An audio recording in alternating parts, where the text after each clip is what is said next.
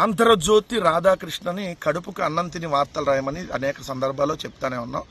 ఆయన ఓపెన్గానే చెబుతున్నాడు, కడుపుకు అన్నం తిని ఎటు వార్తలు రాయం, మేము ఇలానే రాస్తామని చెప్పి ఆంధ్రజ్యోతి రాధాకృష్ణ మరొకసారి కడుపుకు అన్నం తినకుండా ఏదైతే గడ్డి తిని అశుద్ధం తిని రాసినటువంటి వార్త.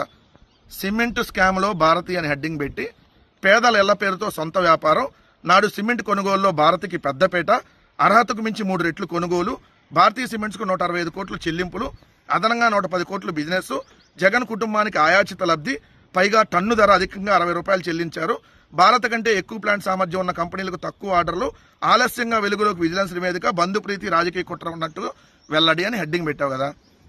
ఇది ఎందుకు రాశారంటే ఈరోజు వార్త, హెరిటేజ్ అనేటటువంటి సంస్థ చంద్రబాబు నాయుడు గారు వారి భార్య భువనేశ్వర్ గారు నడుపుతున్నటువంటి హెరిటేజ్ సంస్థ ఇందాపూర్ డైరీ పేరుతో తిరుమలకు సంబంధించి కల్తీ నెయ్యిని సప్లై చేస్తున్నారనేది ఈరోజు దేశవ్యాప్తంగా చర్చ జరుగుతున్నటువంటి నేపథ్యంలో దాన్ని డైవర్ట్ చేయడానికి ఇప్పుడు జగన్ గారి ప్రభుత్వంలో అంట భారతీయ సిమెంట్స్లో ఏదో జరిగిపోయింది, ఏదో స్కామ్ జరిగిందని ఒక తప్పుడు రాత.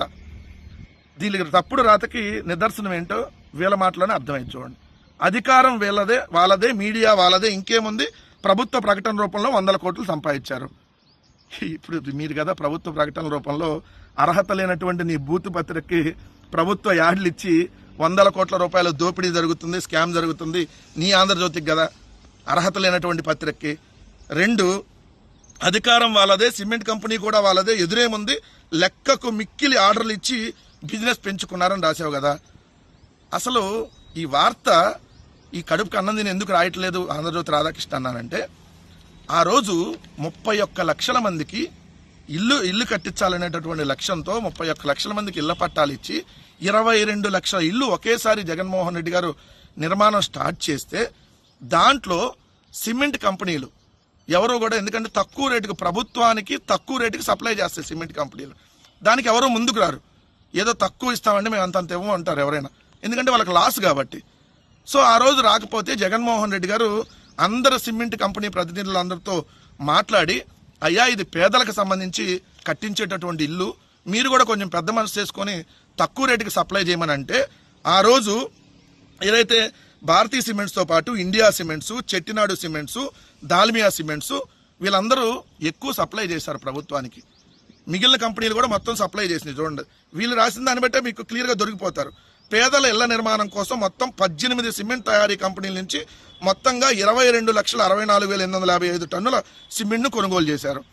మొత్తంగా 18 సిమెంట్ కంపెనీల నుంచి 22,64,857 టన్నులు. దాంట్లో భారతీయ సిమెంట్స్ నుంచి 3,31,000 టన్నులు మాత్రమే కొనుగోలు చేశారు. సో కానీ అత్యధికంగా 3,31,000 కోట్లు, 3,31,528 టన్నుల సిమెంట్ కొనుగోలు చేశారనేది రాశారు కదా. 3,31,528 టన్నుల సిమెంట్ని ఇక్కడ మీరు రాసిన దాని ప్రకారమే చూడండి. మొదటి బస్తా ధరను పీపీసీ రకానికి 225 రూపాయలు, అంటే పీపీసీ రకానికి సంబంధించినటువంటి సిమెంట్ బస్తాను 225 రూపాయలకి, అలానే ఓపీసీకి సంబంధించినటువంటి సిమెంట్ని 235 రూపాయలకి ఏదైతే కొనుగోలు చేశారో నిర్ణయించారు. అయితే బస్తాకు 3 రూపాయలు ఎక్కువగా చెల్లించారు అని రాశారు.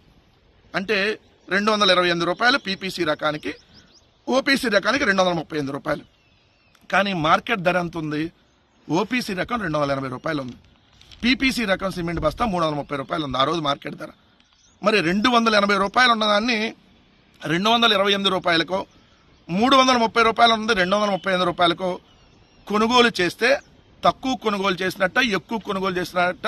ఓ బూతు కిట్టు, కడుపుకు అన్నం తినకుండా అశుద్ధం తినే బూతు కిట్టుని అడుగుతా ఉన్నా. మీరు అన్నట్టుగా మార్కెట్ రేటు 335, 350 కొనుగోలు చేస్తే స్కాము, 335, 238 రూపాయలు కొనుగోలు చేస్తే ఎట్టా స్కామ్ అయింది? అదేవిధంగా 280 రూపాయలది 228 రూపాయలకు కొనుగోలు చేస్తే ఎట్టా స్కామ్ అయింది బూత్ కిట్టు? చూసుకోబడాలా? రాత్రి కొద్దిగా ఎక్కువ వేసేటప్పటికి ఏం రాస్తున్నావో వార్తలు మర్చిపోతున్నావా? కొద్దిగా తగ్గించు రాత్రిపూట సిట్టింగ్ కొద్దిగా తగ్గితే వార్తలు కరెక్ట్గా వస్తాయి. రోజు తప్పుడు ప్రచారం భారతీయ సిమెంట్స్ మీదో లేదంటే జగన్మోహన్ రెడ్డి గారి కుటుంబం మీదో నువ్వు బతుకు, నువ్వు కడుపుకి అన్నం తిను అనే 100 సార్లు చెప్పేది. అందుకనే అశుద్ధం తింటే ఎట్లాంటి వార్తలు రాస్తావు.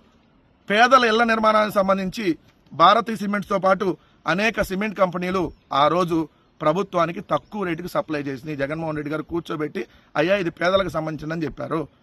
తక్కువ రేటుకి సప్లై చేస్తే స్కామ్ అంటావు, నువ్వు మనిషివా ఇంకేమన్నానా?